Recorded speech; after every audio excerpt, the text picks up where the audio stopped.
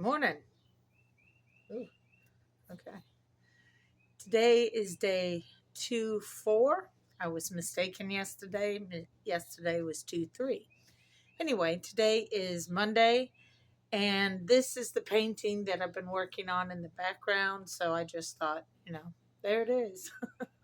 It's so exciting to look at. Okay, that's the start of it. And I did find my colored pencils, and I also found these cool art pens that my stepbrother gave me, which was awesome. So I used that, and I might end up just using that because it is available as it is, or as it were. My hair looks extra kind of greasy right now, and that's just because, um, yeah, that's because I put coconut oil in my hair. I needed to because there's so much dryness in the air and static cling that it was just driving me crazy and sticking to everything. So I put coconut oil in my hair, and I'm trying to hide the extensive stuff I have in the garage. Anyway, in the process, oh wait, stupid camera.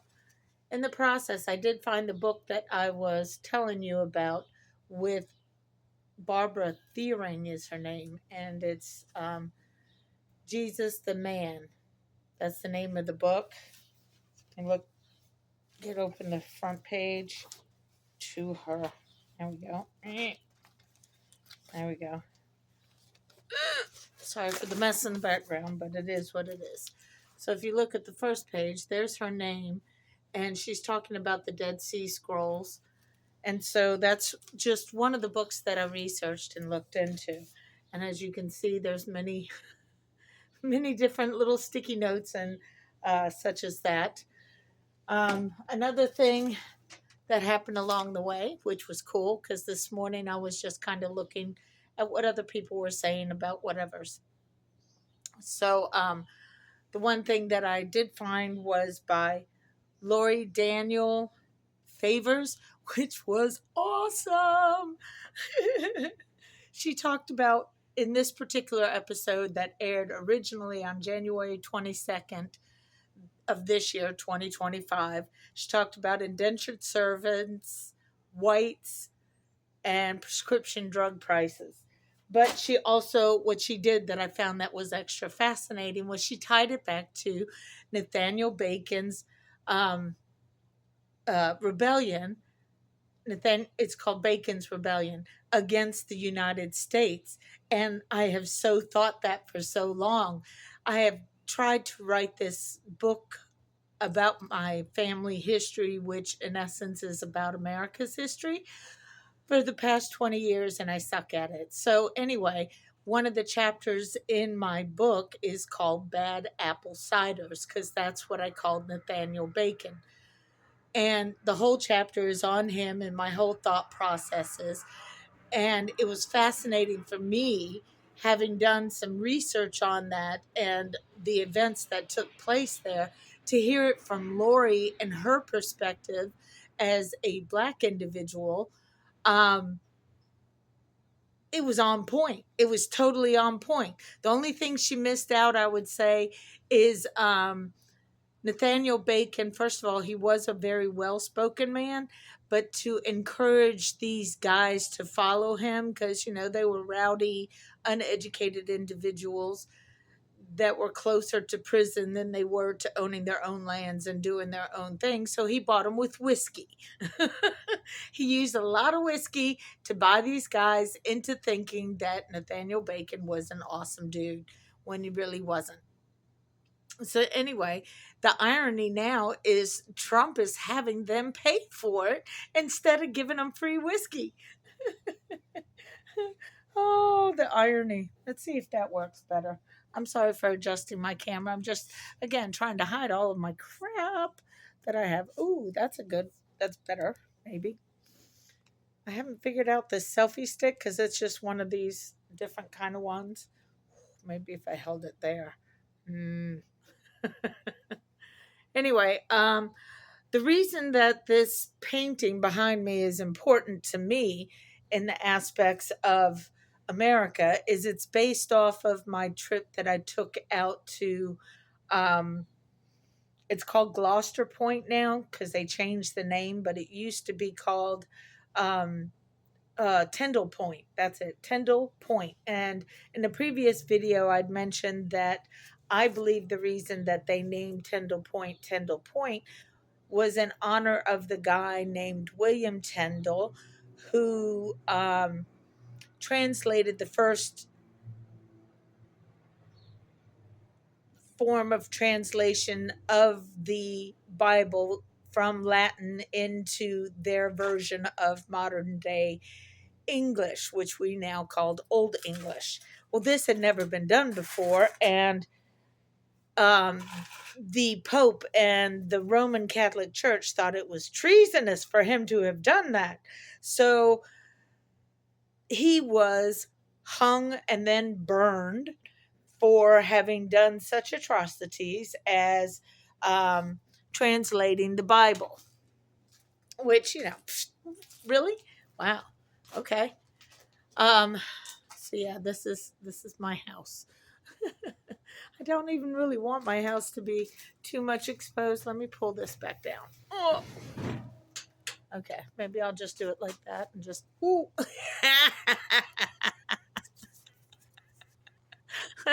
Oh, selfie stick. Anyway, so Tyndall Point to me, with all of my research and trying to do my the family research and the American research, because again they're both very interlinked. To me, Tyndall Point silently meant more than what we give it credit for today. See, this thing is really rocky, my selfie stick, and I don't understand why. So I have to. It like comes. Anyway, sorry for my troubles and y'all watching this. Um, Tyndall Point silently represented each individual's desire, wherever the level was on their desire, to learn more about spirituality and what the Bible meant. Because they had been drilled for so long of what the church had told them that the Bible meant, that they wanted to investigate it themselves because they had questions. And they figured looking at the book themselves would inherently give them at least some answers, if not more questions. So, when I was doing the research for my book for the past 20 plus years, I came across a lot of fascinating information. So that's why I tried to put it in the book. Well, part of the book was about Bacon's rebellion, but it was also about the fact that I believe the Masons were actually here in America prior to the official date that is given. And the reason I say that is because many of the mannerisms of the first, still white class for the most part, higher upper class people were trying to figure out, like others, what really was behind the Bible, since they had the opportunity to stay away from English eyes and Roman eyes in this new world. They had some secret meetings about faith and what people thought, and they were dying, they were investigating, and they wanted to know more. Well, now we know more because we are more informed than ever, even though there's some people who would rather go down a dead end rabbit hole and claim that that's the way. Um, so, a lot of that old timey philosophy of researching into what the Bible meant was behind a lot of the things they did. Now, I do agree with Lori when it came to Bacon's rebellion and trying to suppress black people further by encouraging white poor people that you're better than the black person because at least you're not black and enslaved. I agree totally. That was a thing. I know there was also, um, excuse me. There was also some that did not fully support, some that protested in minor ways because it still got passed. So when we look back at that history, it's hard to really um, separate the individuals that had protested at the time, kind of like when, if humanity is still around in 200 years, when they look back at this time frame, to sit here and, or to sit there, because that would be 200 years ahead, look back at what our current leadership has done for us. Not a single one stood up for the 14th Amendment, Section 3. Yeah, Roberts came in and did his funky witchery to everything, but you know what? He's not in charge of making the law. That's Congress.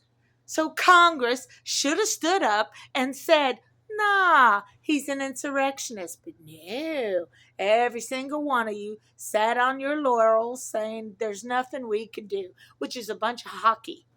You didn't even have to raise a gun, dude. All you had to do was raise your voice to vote for us. We're supposed to vote for you, but you're supposed to vote for us. And not never one of you did. So, I'm not pleased with any of you. And I like some of you. So that's really disturbing to me. It really boils my goat cheese, man. Anyway, I thought I would show you the book with Barbara so that you could go and look it up for yourself. There are some video YouTubes out there of her speaking of what she was talking about, which is what gave me the inspiration to buy her book and actually look it up myself.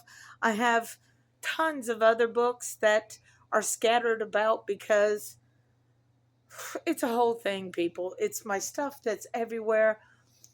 Yes, I live in this house, but at the same time, I had to pack up the house I lived in for 20 plus years and move it into a house that storage availability was minimal. So a little bit here, a little bit there, a little bit there. So everything got kind of spread. So then I went through a cleaning, got rid of some stuff, but then I still have stuff. It's a whole thing, people. It's a whole thing. Anyway. So yeah, the Barbara Thiering book about walking on water. Look it up for yourself. Watch the videos. I did find my colored pencils. I think I said that. I will do more to the painting today because I really didn't do much to it yesterday. But I also am ready to do my first round of dehydrating my fruits. We'll see how that works out. So that ought to be fun. Something different to do. Um, yeah. We're at 13 minutes. Okay, yeah.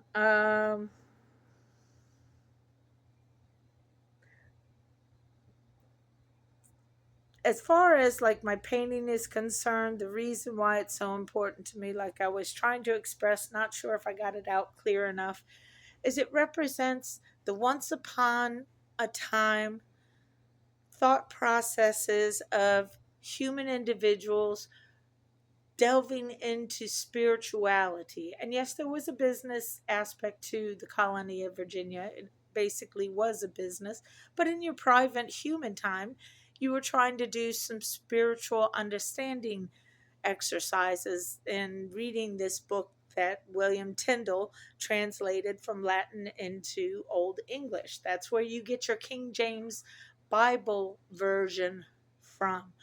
Basically, the people much smarter than I am state that 80-ish% of the King James Bible that most Americans are familiar with was based off of Tyndall's translations that he did. So you owe William Tyndall a great debt in just having the ability to read, which is why Tyndall Point means a lot to me, because he did a lot for humanity, and yet he doesn't have a statue. He barely has a spit of land that's kind of saying hello.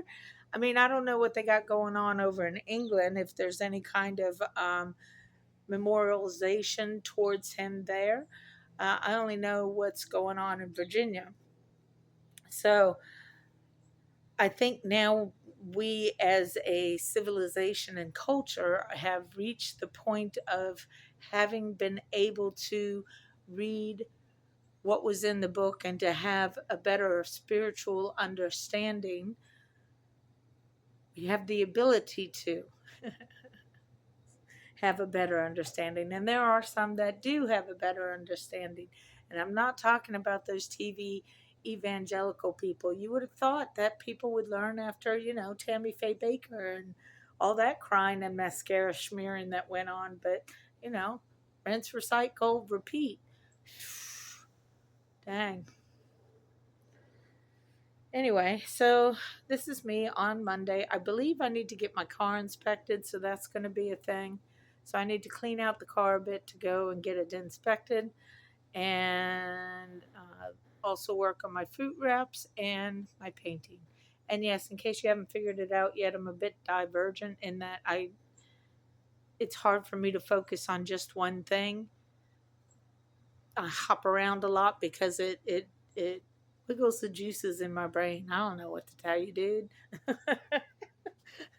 Or do that because, yeah. And I reckon at the end of 30 days, I'll look back closer on the stats of the this and that. And that way I can see what's more interested, see how long people watch, and, the things that other people do with their YouTube channel.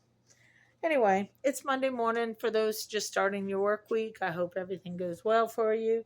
For me, I got things to do, but I thought I'd put this out for you. It's not the big 20, but it is 16. And I did say hi. So, hi. Oh, did I say it was Beth? Anyway, I'll talk to y'all later. Bye.